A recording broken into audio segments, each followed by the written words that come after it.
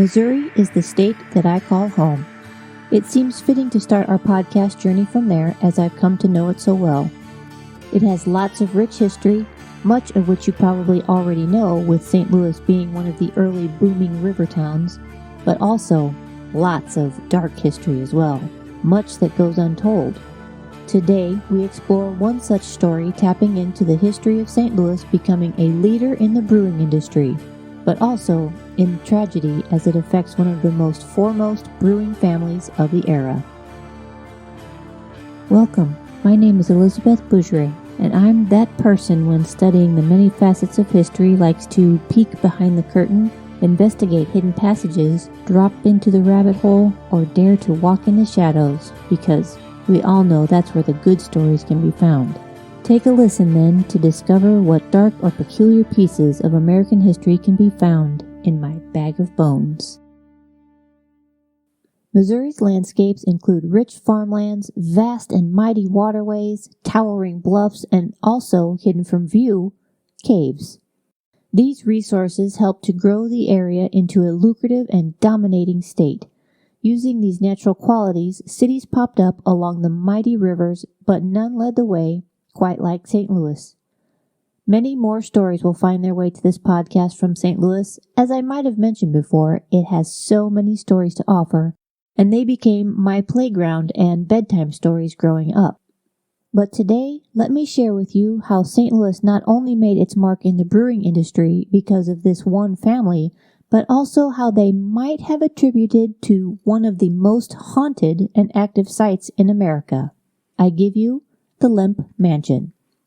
At 3322 Demenil Place in St. Louis, Missouri, it sits alone, standing proudly as the only home on the block.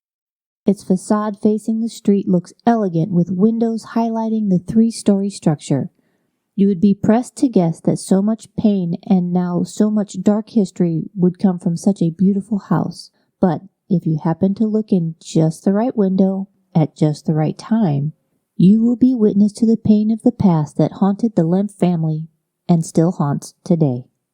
The Lemp family's founder used the natural resources of the river and caves to build their German lager dynasty. Let me start back at the beginning. J. Adam Lemp came to America in 1838, opening a small grocery store. His store grew in popularity, not because he had better cheese and cracker choices than others, but mostly because of the homemade light golden lager he served, which at the time was a stark contrast from the darker American beers. He soon outgrew his location and began brewing in a limestone cave with a pub attached to it. Lemp's Western Brewery Company was born. The caves hidden underneath the busy streets are naturally cool, and when ice could be broken off the nearby rivers, it made a perfect location to grow into the largest brewing company in the 1850s. After the death of the immigrated patriarch, J. Adam Lemp, in 1862, his son, William Lemp, took over the expansion and growth of the family business.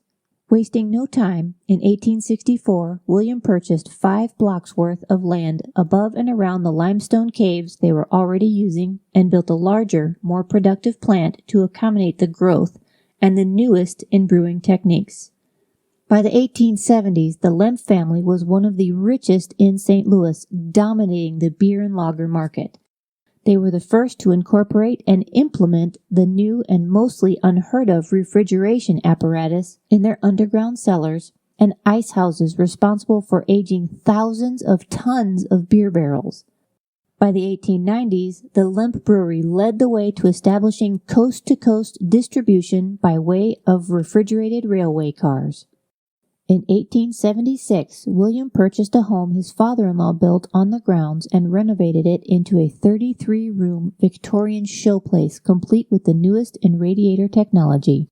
Beautiful Italian, marble, granite, iron, and African mahogany fireplace mantels.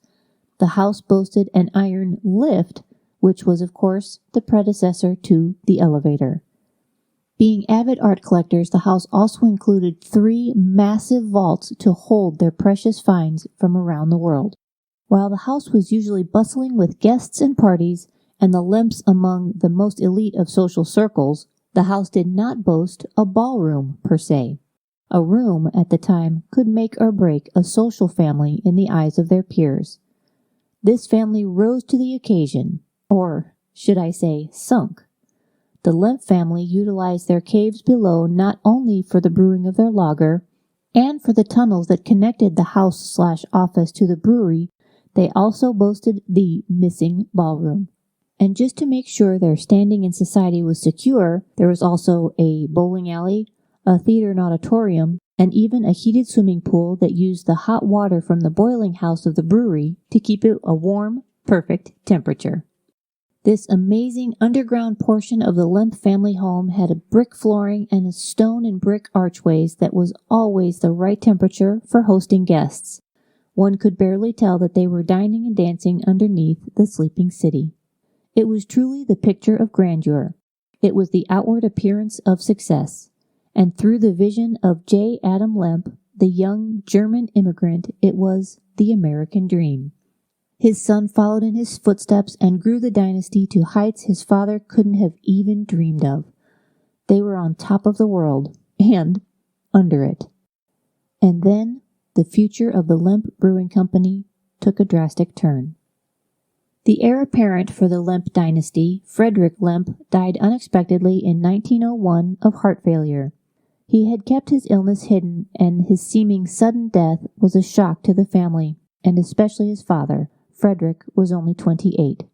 William suffered mentally and emotionally from the death of his eldest son and began to sink deeper into depression. He gave up his love for the business and reverted to seclusion, rarely making public appearances. But it was in January of 1904 when his best friend, Frank Pabst, yes, of PBR fame, also died, that William felt he could not take the burdens of life anymore. He lost all interest of business-related decisions and reclused to his room on the second floor. A month later, he took his own life with a shotgun to the head. This should be enough to make for a good haunting story, don't you think? But wait, the darkness has only just begun. We've all survived history class. My history education was all about cramming dates and names and battles into my teenage brain in order to pass the newest test to make the school look good. I didn't really enjoy history until I was able to revisit it and see that history was made up of people, just like me. They had struggles, they had joy, they had sadness, and they felt victories. It became so very real to me. And now I'm on a mission to revisit as much history as I can. Hello, my name's Elizabeth Bougeret. I'm a full-time author and a full-time traveler, and I would love to share what I'm learning with you. Come with me. See my sights and stories as I go. I love history now, real history, not just the dates and battles, and I've discovered that others do too. So I've created a group in Facebook, and I'd love for you to join me on my travels and adventures. Let me reintroduce you to a history that's made up of people, places, adventures. I'll even throw in a few battles for good measure. If you love American history with a side of travel, I'm sure you'll enjoy this group. Join me over there. Search the Facebook groups for History Revisited, I'm the one with the blue feather, or type in historyrevisited.info in the search bar and then join in on the adventure. And so I can be sure to welcome you properly, be sure to say hello. William Lemp Jr., better known as Billy, took over the affairs of the business after the death of his father. Billy was a spoiled, extravagant child, and by the time the business was supposed to come to him, he was already better at spending money rather than making it. He knew little of the business operations and was not keen to learn more. He was known for hosting the most lavish parties in the underground ballroom and pool. Of course, there was plenty of beer for his guests, and to get around those pesky business meetings, he even went so far as to hire prostitutes for his guests. So they say. Quite the unabashed playboy, rumor has it that he had a child out of wedlock by either a servant or a prostitute. The child, some say his name was Zeke, others knew him as the monkey-faced boy, and others recall him never being given a name at all. Through stories of the servants over the years and those who cared for him, we now know that he had Down syndrome. Back then, a scandal such as this could ruin a family. It could also destroy their business. So this poor child was sent to live in the attic to be raised by servants and never to set foot in the main house for the remainder of his life. The attic was the only home he knew. Passers-by walking down the street would often see a child with a monkey's features looking from the uppermost windows where the house and the roof joined. In 1906, Billy's mother, the last voice of reason in her son's ear, died of cancer. While the competition for beer sales in St. Louis grew fierce, still, Billy played. Scandal finally caught up to the Lemp family, and it hit them where it hurt the most, the front page of every St. Louis newspaper. Billy Lemp and his wife Lillian, known as the Lavender Lady, went through a very nasty, very public divorce. By 1914, the brewery had fallen into major disrepair and was barely able to maintain its production. Not that Billy hadn't been warned of the pending breakdowns, he just chose not to waste the money on such repairs. Enter World War I, and then Prohibition. These were blows the master brewers couldn't rebound from. So, in 1919, the Lemp Brewery locked and chained its doors, not bothering to even mention it in advance to their hundreds of employees who didn't find out until they showed up for work that day. The humiliation and decline of the once most elite family of St. Louis continued when sister of Billy, Elsa Lemp Wright, the wealthiest heiress in St. Louis, shot herself in the same manner as her father.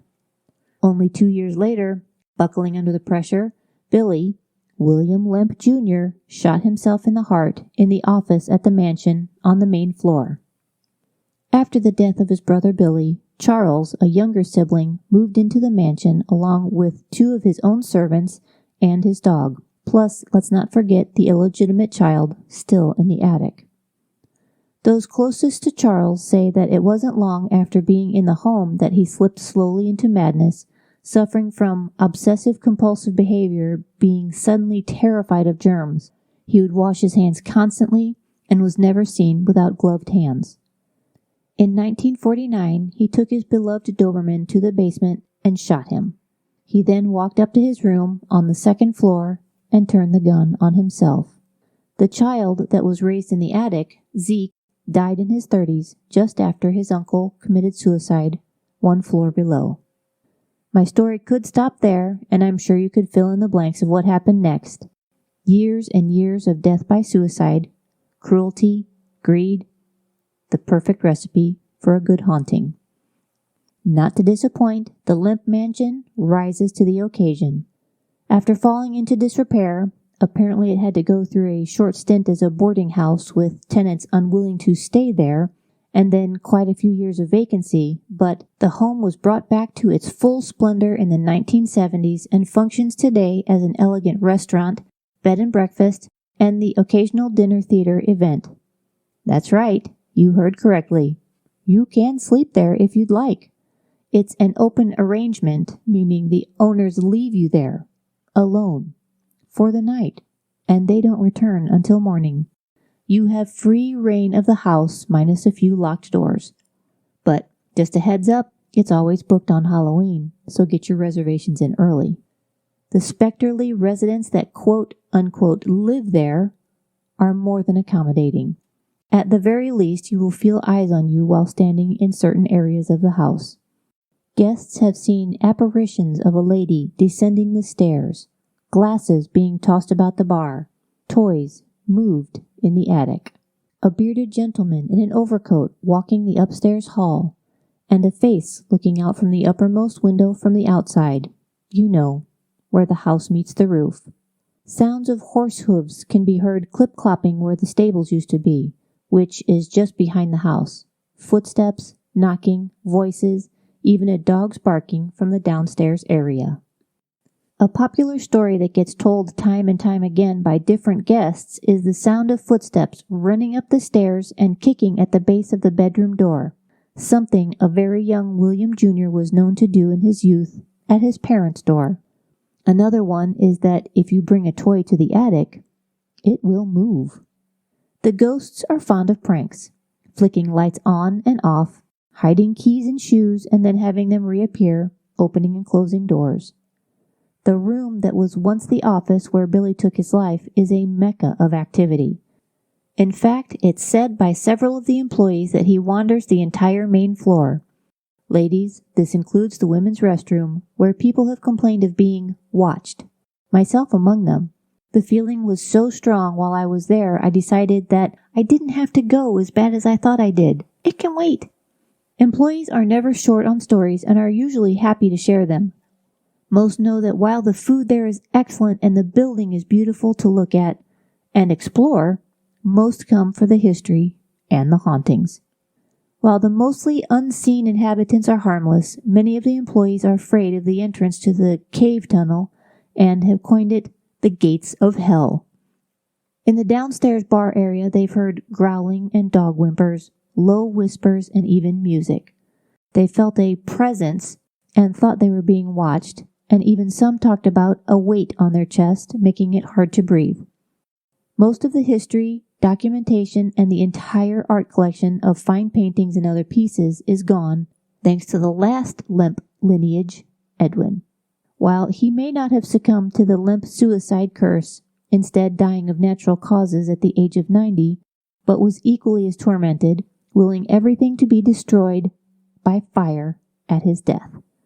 Not even those massive vaults that were built to protect these precious, historically valuable pieces could protect them.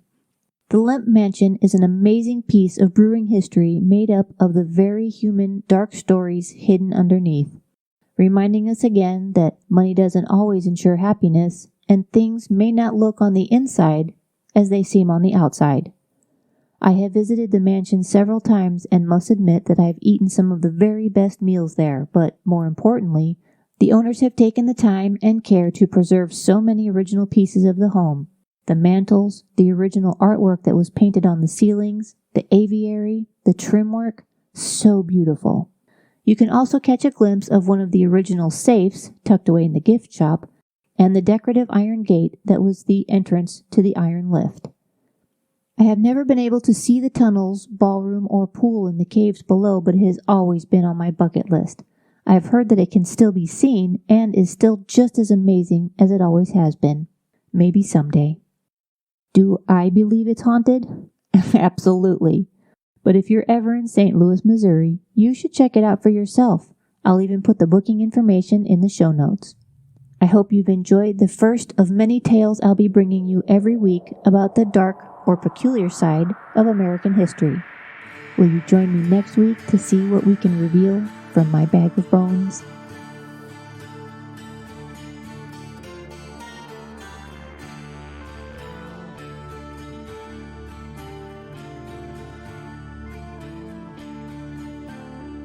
Bag of Bones is researched and recorded by Elizabeth Bougeret, produced by the Ragtag Network and History Revisited, music by Johnny Reed, copyrights by Elizabeth Bougeret and DCT Enterprises.